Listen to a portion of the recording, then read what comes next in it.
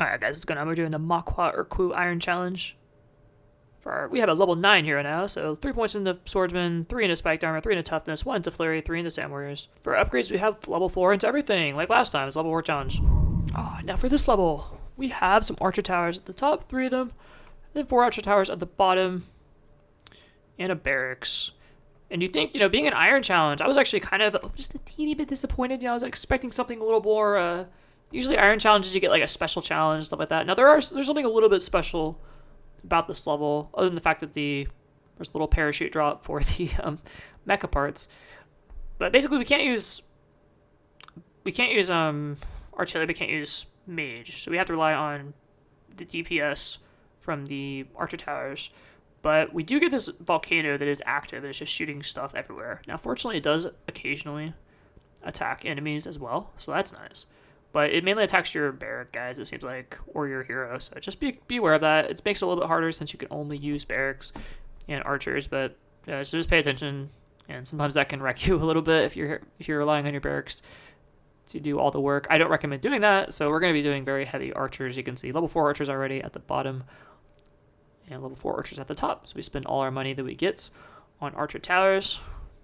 Have the totem guy in the back on both sides, and then 2 barracks at the bottom, 1 barrack at the top. And the real challenge this level is microing the tricksters that can summon more guys. Now I have my hero at the bottom. The DPS from the top is going to be taking care of the poison dudes and the regular grunts. Our hero is going to be doing a ton of work at the bottom area. But here you go, the tricksters. Now I immediately move my hero towards the top once I see the tricksters come out, and they do like one set at a time. So they'll do tricksters at the top, and then they'll go at the bottom, and so on.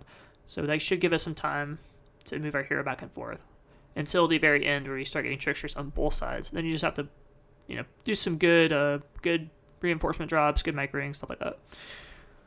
But I had to drop Arena Fire to deal with those double tricksters. Now I'm heading back down to the bottom. Actually, I kind of chill them on the middle, and then I eventually rotate the hero down to the bottom. We see the apes come out as well, so you get the big gorilla guys. And we've been putting most of our points into the DPS on the main archer tower, so you can see that it costs 250 for the initial upgrade, and then 150 gold for the remaining 2 for the rapid fire. And it's totally worth it because the DPS just is insane. Most of these guys are pretty weak to archery. I know I said in the earlier videos I thought the gorilla had armor. They actually do not. They just have a lot of health. They have a lot of health regen. So if you have a lot of archers focusing down the gorillas, they actually die pretty quickly. So try to isolate just the gorillas and not have, the gorillas mixed in with a bunch of other smaller guys, and that they should die fairly easily. Now, the trickster at the top, we're going to have to rotate our hero to take care of that. If you can get your hero or a reinforcement to be on top of them, they will stop resummoning dudes and focus on your hero or the reinforcement. So pay attention. That's going to be really important. And we dropped Arena Fire mostly to deal with that trickster at the bottom while our hero is at the top.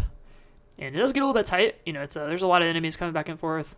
And with those tricksters, they can quickly overwhelm your defenses, even with all the DPS we have. So the magic from the totems really help. And then we're going to upgrade our barracks as well. I would wait until your barracks actually die and then upgrade them to get even more stalling power. It's kind of like a free reinforcement sort of thing. But we're cleaning things up. It's getting a little bit tight. At the top, we had to immediately build another barracks at the very end to try to stall. A nice Rain of Fire, though, at the bottom. That's going to do a lot of damage. And the DPS should clear off most of the stuff. The tricksters are a little bit busy. They did finish clearing off my level 3 barracks. And I think I rotate them over here. No, I don't change lands. Okay. So you're just dealing with the tricksters. They do stop, though, a little bit and attack with their range attack. So that's nice. Even if they've passed the barracks, they can still stop and attack them. So the barracks being alive obviously help a little bit. And I upgraded my barracks to level 3 at the very end to try to stall. They do a little bit of work. Oh, I actually even get an assassin's den. And you can see it took some time. They've actually passed the archers at this point, so we're just wrapping them up with our hero and our knights. But there we go. Rain of Fire, and then one little trickster to finish them off. Slowly dying. And goodbye. All right. Thank you guys so much for watching. You have a good one.